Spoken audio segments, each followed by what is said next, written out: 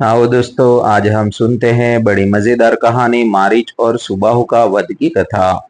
दूसरे दिन ब्राह्म मुहूर्त में उठकर तथा नित्य कर्म और संध्या उपासना आदि निवृत्त होकर राम और लक्ष्मण गुरु विश्वामित्र के पास जाकर बोले, गुरुदेव कृपा करके हमें यह बताइए कि राक्षस यज्ञ में विघ्न डालने के लिए किस समय आते हैं।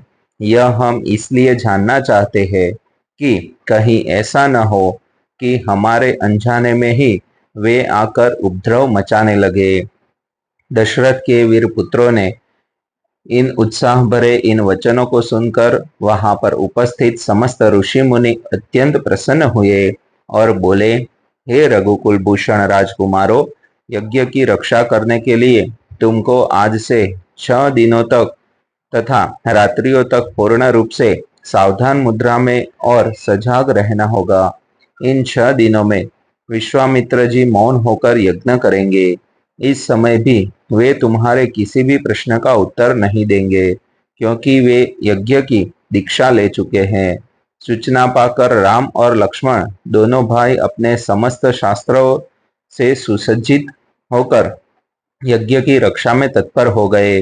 5 दिन और 5 रात्रि तक वे निरंतर बिना किसी विश्राम के सतर्कता से साथ यज्ञ की रक्षा करते रहे, किंतु इस अवधि में किसी भी प्रकार का विघ्न बाधा नहीं आई। 6वें दिन राम ने लक्ष्मण से कहा, भाई सौमित्र, यज्ञ का आज अंतिम दिन है और उपद्रव करने के लिए राक्षसों की आने की पूर्ण संभावना है।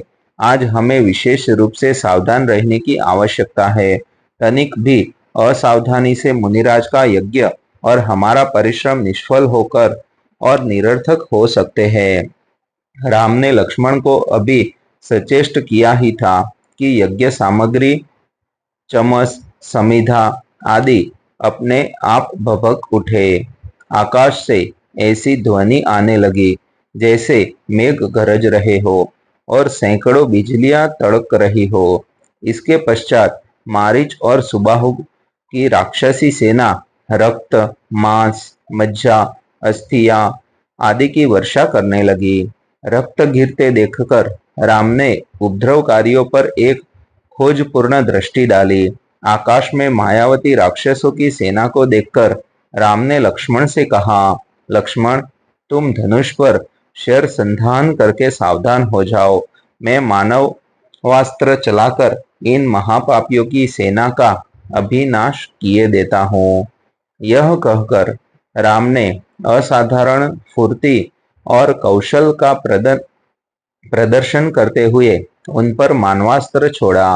मानवास्त्र आंधी के वेग से जाकर मारीच की छाती में लगा और वह उसके वेग के कारण उड़कर 100 योजन अर्थात 400 कोस दूर समुद्र में जा गिरा।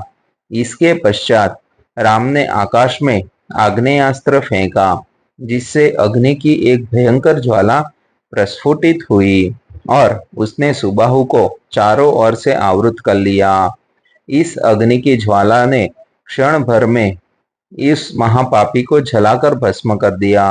जब उसका जला हुआ शरीर पृथ्वी पर गिरा तो एक बड़े जोर का धमाका हुआ। उसके आघात से अनेक वृक्ष टूटकर भूमि पर गिर पड़े। मारीच और सुबाहु पर आक्रमण समाप्त करके राम ने बचे खुचे राक्षसों का नाश करने के लिए वायव्य नामक अस्त्र छोड़ दिया। उस अस्त्र के प्रहार से राक्षसों की विशाल सेना के वीर मरमर कर ओलों की भी भांति भूमि पर गिरने लगे। इस प्रकार थोड़े ही समय में संपूर्ण राक्षसी सेना का नाश हो गया। चारों ओर राम की जय जयकार होने लगी तथा पुष्पों की वर्षा होने लगी।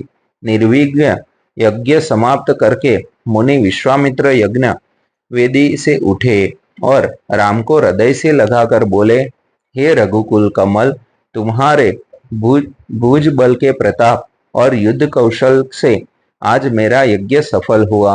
उपद्रवी राक्षसों का विनाश करके तुमने वास्तव में आज सिद्धाश्रम को कृतार्थ कर दिया। दोस्तों, ऐसी कहानी देखने के लिए हमारा चैनल आप सब्सक्राइब कर दीजिए, जो आपके जीवन में कुछ नया करने के लिए प्रेरित करता रहेगा। और ये वीडियो अपने दोस्तों को शेयर कर दीजिए।